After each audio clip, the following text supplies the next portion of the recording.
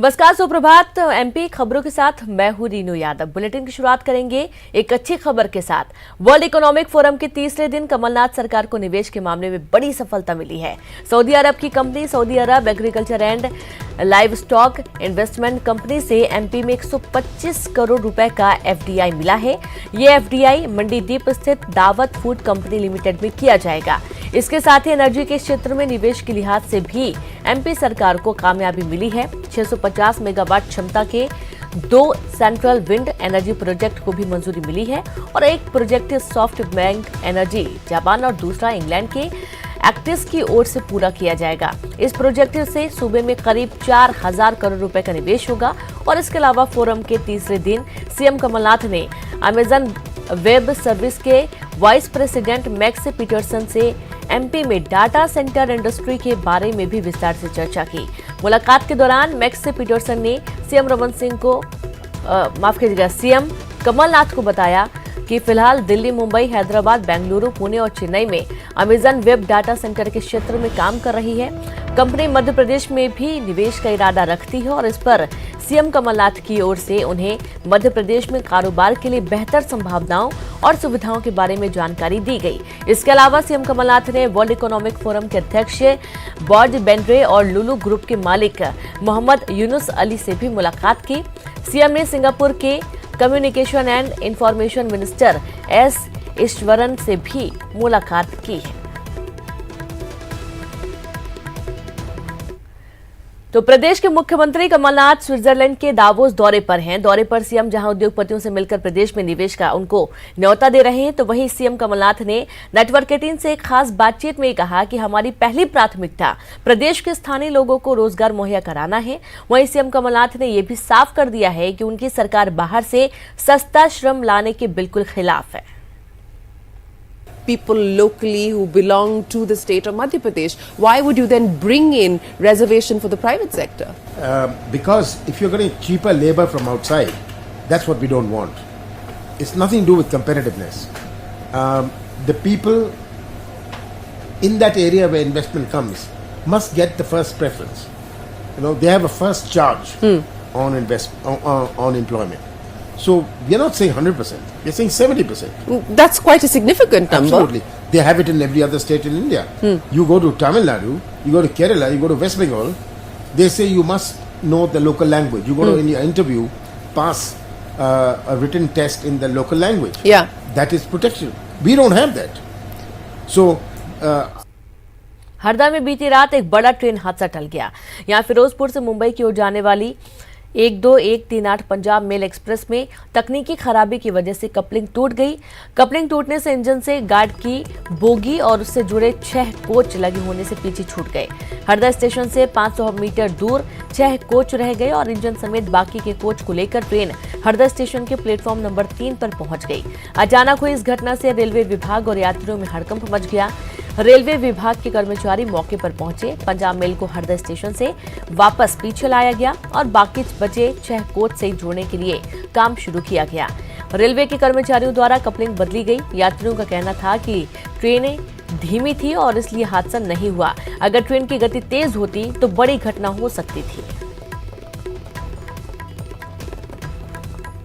नासिक जा रहे हैं और इस पंजाब मेल में 12138 ट्रेन में कुछ देर पहले इसमें एकदम झटका लगा और ट्रेन रुक गई। हमें नहीं मालूम था क्या हुआ, लेकिन सडनली पता लगा कि हमारे से पीछे वाला कोच एकदम इस ट्रेन से अलग होके पीछे ही रह गई बाकी ट्रेन और ये आगे निकल गई है। उसको जोड़ने की कोशिश कर रहे हैं। ऐसा कोई हादसा नहीं हुआ है। मैं कमला सिंधी हूँ, टीकमगढ़ से आई हूँ। कहाँ जा रहे हो? और नासिक जा रही हूँ माता जी के दर्शन के लिए। लेकिन यहाँ सीट पे लेटी हुई थी, जैसे आंख लगी एक आए गिरे नीचे, पता नहीं क्या ठक हुआ। कोई ने कहा कि जानवर गिरा, पता नहीं क्या, और फिर देखा कि गाड़ी नीचे छूट गई है। तो ऐसे नहीं होना चाहिए ना, थोड़ा ध्यान करना चाहिए क्योंकि इतने इंसान बैठे हैं। आप कौन सी सीट पे सोते, कहाँ गिर गए? यहाँ 33 नीचे गिर गए। हाँ, नीचे इधर। सिवनी के बरघाट के कांग्रेस विधायक अर्जुन सिंह काकोड़िया ने अपने अलग अंदाज में सफाई कर्मियों का मान बढ़ाते हुए स्वच्छता अभियान की शुरुआत की। विधायक अर्जुन सिंह काकोड़िया ने अभियान को शुरू करने से पहले ही बरघाट नगर परिषद के सफाई कर्मियों का शॉल पहनाकर सम्मान किया और यही नहीं, विधायक ने महिला सफाई कर्मियों के पैर भी छुए। दरअसल गुरुवार को मध्य प्रदेश स्वच्छता अभियान का रथ बरघाट पहुंचा था। तभी बरघाट के कांग्रेस विधायक अर्जुन सिंह का यह अंदाज दिखाई दिया। तो ये मैं सभी हमारे बरघाट के सभी सम्माननीय नागरिकों से, सभी से मैं निवेदन करूंगा कि ये काम, स्वच्छता का काम सिर्फ उन स्वच्छ करने वाले कर्मियों तक सीमित नहीं है, उसमें हमारा भी योगदान होना चाहिए, सभी का योगदान, सभी नागरिकों का जब योगदान होगा उस स्वच्छता के अभियान में, तो हम जो चाहते हैं, जो हमारे प्रदेश के मुखिया माननीय कमलनाथ जी जो चाहते हैं कि हमारा प्रदेश स्वच्छ हो, तो वो जो उनकी भावना है, जो उनका सपना है, तभी पूर्ण हो।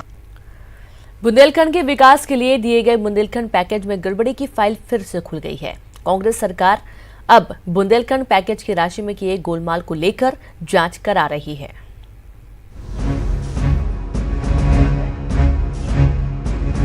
शिवराज सरकार में बुंदेलखंड के विकास के लिए 2008-9 में 3,680 करोड़ रुपए मंजूर हुए थे, जिसमें से मध्य प्रदेश को 3,226 करोड़ रुपए की राशि आवंटित की गई थी और इसमें से तत्कालीन प्रदेश सरकार ने करीब 2,800 करोड़ रुपए की राशि खर्च करने की बात कही, लेकिन शुरुआती जांच में करीब 80% की राशि की बंदरबाट सामने आई।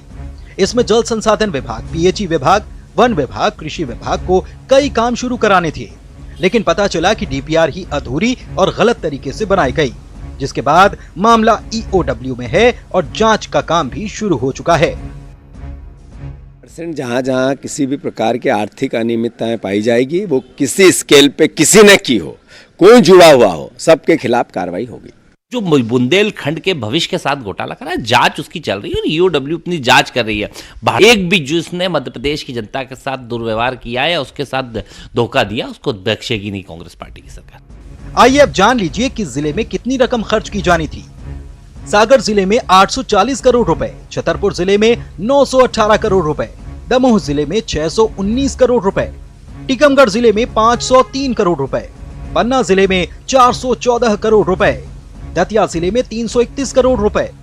इधर इस पूरे मामले में बीजेपी ने सरकार को निशाने पर लिया और कहा कि बीते 14 महीनों में कई घोटालों की बात तो सरकार ने की, लेकिन एक भी घोटाले की ना तो जांच हुई और ना ही किसी दोषी को सजा मिली। कांग्रेस केवल बातें करती है। 14 महीने में कितने घोटाले की तो बात हुई है, एक आध तो लाभ कोई 14 महीने हो गए भाई।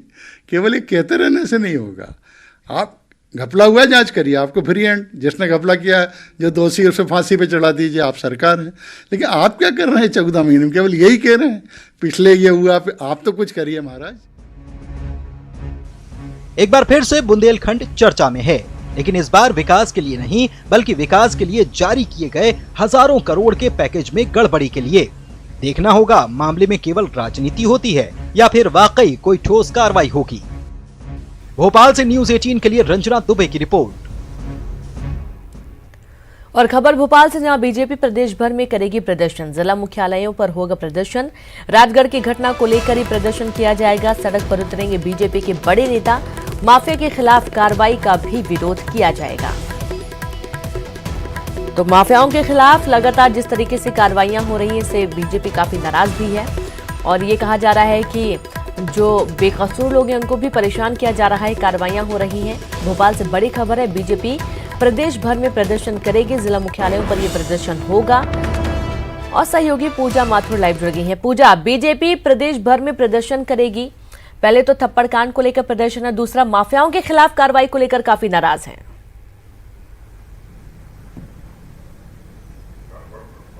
प्रदेश सरकार के खिलाफ बीजेपी का ये एक बड़ा हल्ला बोल कह सकते हैं कि होने वाला है और आज इसी को लेकर के तमाम जो भी बड़े नेता, बड़ी हस्तियां हैं, वो भी इस प्रदर्शन में शामिल होते हुए दिखाई देंगे। अलग अलग जिलों में अलग अलग हस्तियां ये प्रदर्शन करेंगी और खास बात ये होगी कि बीजेपी लगातार आरोप लगाती हुई आ रही है कांग्रेस सरकार चुन चुन के भू माफियाओं के खिलाफ कार्रवाई कर रही है। इससे पहले भी कई बार प्रेस कॉन्फ्रेंस हो चुकी है जिसमें प्रदेश अध्यक्ष राकेश सिंह ये बार बार कांग्रेस पर आरोप लगाते हुए नजर आए हैं कि बीजेपी के नेताओं को चुन चुनकर कांग्रेस सरकार कार्रवाई कर रही है और इसमें बेकसूर लोगों को भी कहीं ना कहीं घसीटा जा रहा है। इस बात को लेकर के बीजेपी का एक बड़ा हल्ला बोल है। उन्होंने पहले ही कांग्रेस सरकार को अल्टीमेटम दे दिया था कि वो कांग्रेस नेताओं पर क्यों नहीं कार्रवाई करती है। अतिक्रमण की अगर कार्रवाई हो रही है तो वो किसी कार्रवाई के खिलाफ नहीं है, बल्कि ये कार्रवाई सबके लिए बराबर होनी चाहिए। उनकी लगातार यही मांग थी और इसी मांग को लेकर के उनका सीधा सीधा आरोप था कि कांग्रेस की कार्रवाई है वो सिर्फ बीजेपी नेताओं के विरोध में है। और इस बीच जब ये थप्पड़ कांड हो गया है राजगढ़ का,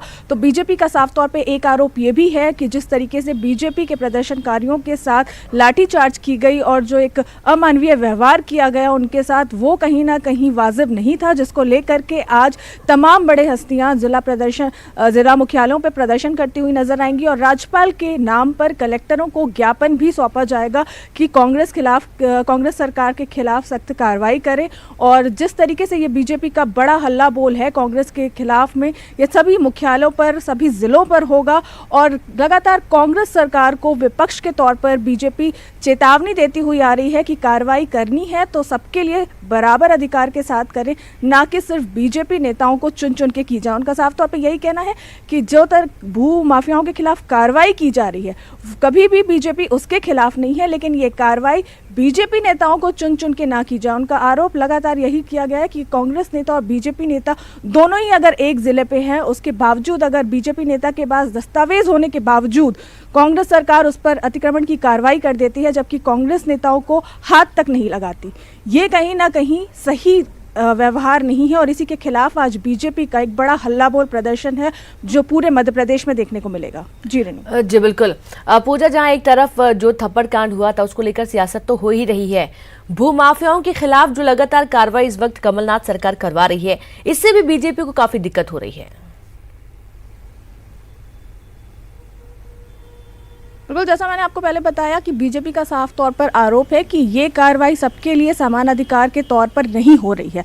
बीजेपी पहले ही कहती आ रही है कि वो कार्रवाई के खिलाफ नहीं है, लेकिन जिस तरीके से आम जनता को इससे परेशानी हो रही है क्योंकि वो बेकसूर होते हैं, उनके पास दस्तावेज होते हैं, सारे डॉक्यूमेंट्स होने के बावजूद उनके खिलाफ कार्रवाई की जाती है, यानी जनता को कहीं ना कहीं एक बड़ी परेशानी झेलनी पड़ रही है। और इसके साथ ही साथ बीजेपी नेताओं को चुन चुन करके टारगेट किया जा रहा है। कांग्रेस सरकार अपने नेताओं को तो छोड़ देती है, लेकिन बीजेपी नेताओं के पास भी पूरे डॉक्यूमेंट्स होने के बावजूद उनके खिलाफ ये पूरी कार्रवाई की जाती है और कहीं ना कहीं कांग्रेस नेता इस कार्रवाई से बचते हुए दिखाई देते हैं।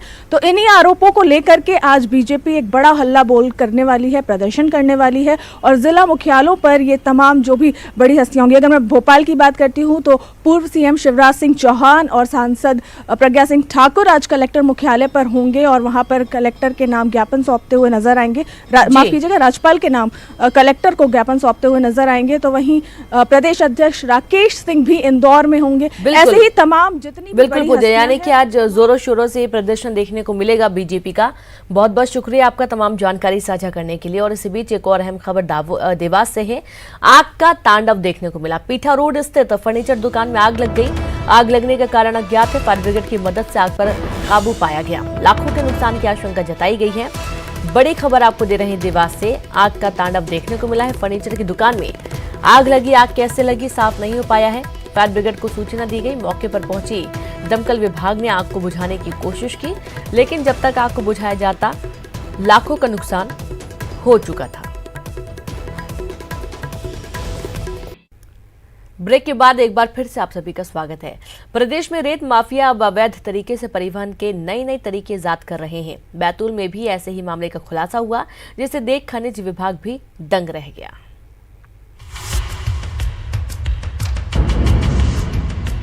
कई दिनों से रेत माफिया के खिलाफ ताबड़तोड़ कार्रवाई के चलते अब माफिया परिवहन के नए तरीके इजाद करने लगा है। बैतूल में जब पुलिस ने कार्रवाई की और ट्रक को पकड़ा तो उसमें रखे गए बैग्स को देखकर कोई यकीन नहीं कर पाया कि इसमें रेत भरी है। इसे आंध्र प्रदेश के नेल्लोर ले जाया जा रहा था। ये बताइए, ट्रक में क्या मटेरियल ले जा रहे थे, बैग्स में भरा और कहाँ ले जा रहे थे? ये रेती भरी हुई थी, गोदाम से भरी, जो पूरे ऐसे किसी भरे हुए रखे थे। ऐसी रेती भरा के नेल्लोर जा रहे थे हम। कहाँ से भरी थी ये होशंगाबाद के साइड में गोदाम से भरी थी। ये 26 जनवरी की चेकिंग चल रही है अभी। अभी हर रोड पे चेकिंग चल रही है और चेकिंग के दौरान ऐसा लगा कि इस बैग में कुछ ऐसा लगा कि भाई कुछ ज़्यादा अच्छी चीज़ भरी है, समझ में नहीं आया क्या भरा है इसमें। लेकिन जब चेक करा तो उसमें देखा कि रेत भरी है। ऐसी पैकिंग करके रेत पहली बार ले जाती थी। मौके पर पहुंचे खनिज विभाग के अधिकारियों ने बारीकी से जांच की तो पता चला कि रेत सीहोर जिले से लाई गई थी। वहीं मुरम की रॉयल्टी पर रेत का परिवहन किया जा रहा था।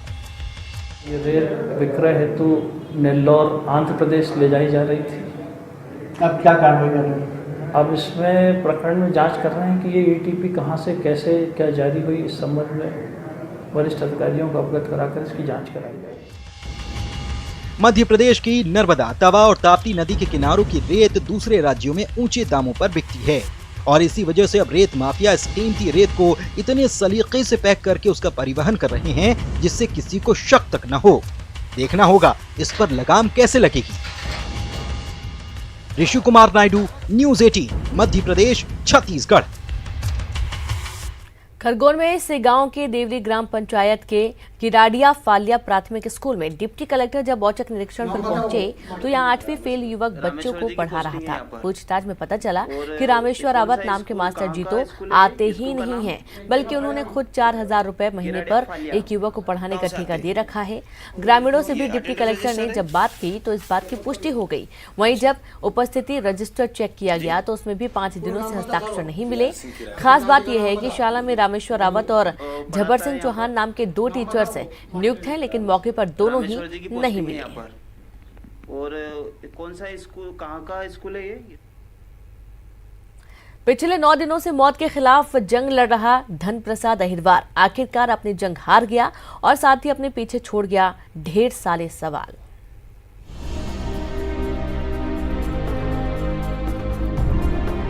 जिंदा जलाने की कोशिश में बचे धनप्रसाद अहिरवार आखिरकार जिंदगी की जंग हार गया।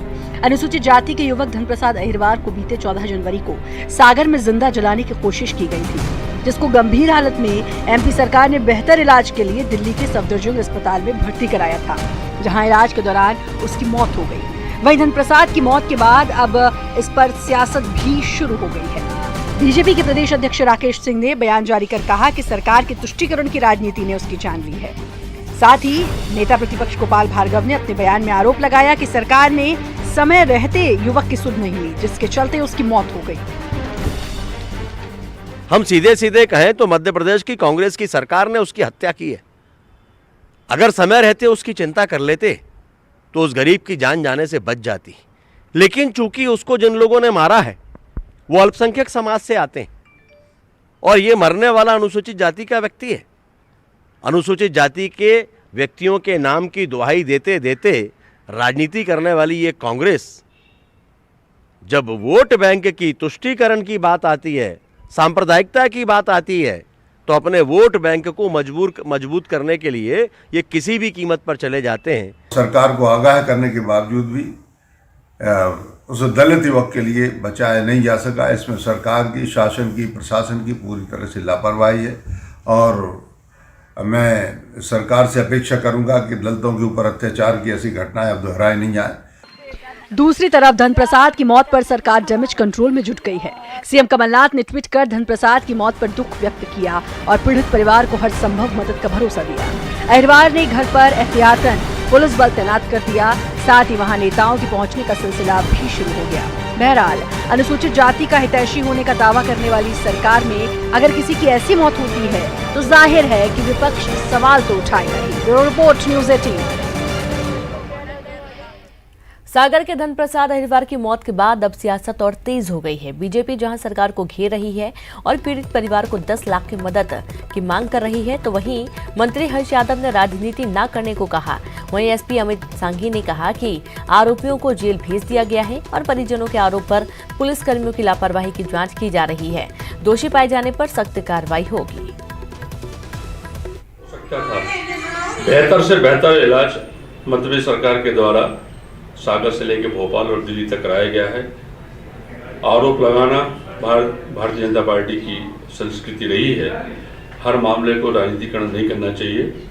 वो पीड़ित परिवार के साथ पूरी पार्टी और पूरी सरकार पूरी संवेदनशीलता के साथ खड़ी रही है और निश्चित रूप से हम लोग चाहते थे कि उसको बेहतर इलाज मिले जिस हिसाब से प्रशासन ने घनघोर उदासीनता बरती है धन प्रसाद के मामले में, वो जगजाहिर है। एयरलिफ्ट करने का काम अगर इन्होंने पहले कर लिया होता, उसकी स्थिति शुरू से दयनीय थी, चिंताजनक थी। और मरणासन बयान भी इसके तहसीलदार द्वारा ले लिए गए थे और उसके आधार पे 5 आरोपियों का कुल नाम आया था और 5 आरोपियों को पुलिस ने गिरफ्तार कर लिया है। अब चूंकि इनकी मृत्यु हो गई है, इसमें प्रकरण में धारा 302 IPC का हम इजाफा करेंगे और इनके कुछ परिजन घटना के तत्काल बाद से इनके साथ ही थे, तो उनके अभी विधिवत बयान नहीं हुए हैं, तो उनके हम विधिवत बयान लेंगे और इसके बाद यदि कुछ और एविडेंस इसमें मिलते हैं तो उसको। और सागर से खबर, धन प्रसाद के घर पहुंचे मंत्री हर्ष यादव, मृतक के परिजनों से मुलाकात की। मंत्री हर्ष यादव ने कांग्रेसी नेताओं के साथ सांत्वना दी और सरकार की संवेदनाएं पीड़ित व्यक्ति के साथ पीड़ित परिवार की हर संभव मदद करने की बात भी मंत्री हर्ष यादव ने कही है। तो मंत्री हर्ष यादव धन प्रसाद के घर पहुंचे, पीड़ित परिवार से मुलाकात की। राजगढ़ कलेक्टर निधि निवेदिता के खिलाफ आपत्तिजनक टिप्पणी करने के मामले में पुलिस ने पूर्व मंत्री बद्रीलाल यादव के खिलाफ केस दर्ज कर लिया है। ब्यावरा SDM संदीप अस्थाना के आवेदन पर यह FIR दर्ज हुई है। आपको बता दें कि बुधवार को बीजेपी के विरोध प्रदर्शन के दौरान पूर्व राज्य मंत्री बद्रीलाल यादव ने कलेक्टर पर अमर्यादित टिप्पणी की थी, जिसके बाद सियासी पारा चढ़ गया था। यादव की टिप्पणी से नाराज 14 अधिकारी कर्मचारी संगठनों ने हड़ताल का विरोध जताया है।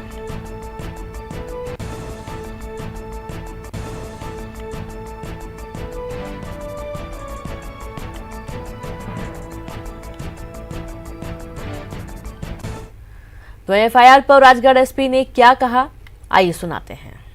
ब्यावरा में जो घटना हुई थी उसके संबंध में आज SDM ब्यावरा उनसे एक प्रतिवेदन प्राप्त हुआ था। इसके संबंध में जिला अभियोजन कार्यालय से DPO की राय ली गई है।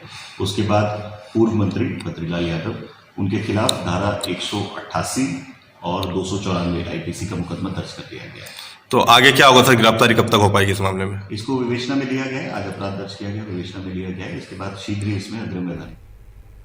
आखिरकार पूर्व मंत्री बद्रीलाल पर मामला दर्ज हो गया, जिसको लेकर पूरे दिन प्रदेश भर में सियासी हलचल से लेकर अधिकारी कर्मचारी संगठनों में रोष देखा गया।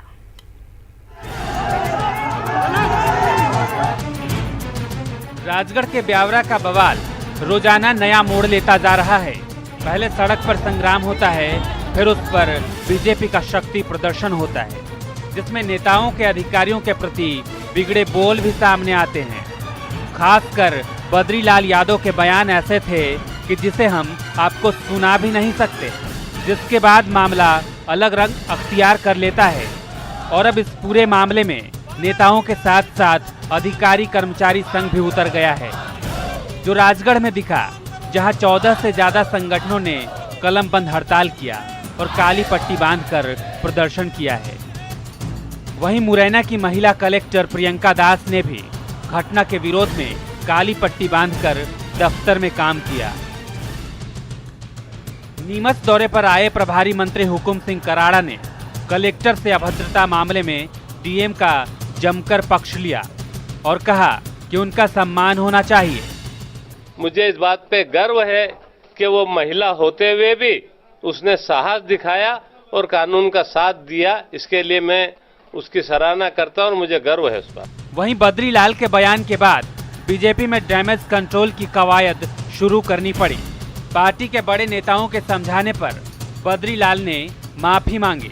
न्यूज 18 से बात करते हुए फोन पर माफी मांगी।